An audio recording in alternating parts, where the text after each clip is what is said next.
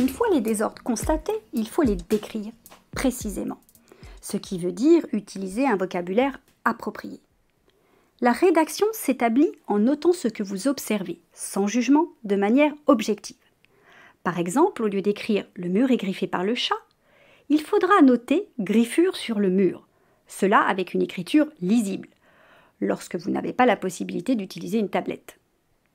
Je vous rappelle que pour établir un constat fiable, il convient de tenir compte des règles suivantes.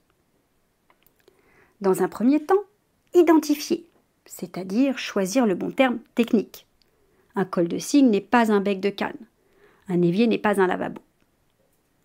Ensuite, il faut qualifier. Associer au terme technique un qualificatif précis. Dans la cuisine, au lieu de sol dégradé, on notera dalle de PVC arrachée sur 1 mètre carré. Puis, il s'agit de quantifier. Préciser la quantité.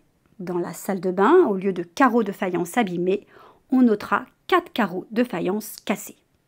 Enfin, il faudra situer le désordre constaté. Dans la chambre, au lieu de 4 trous de cheville, on notera 4 trous de cheville sur mur C.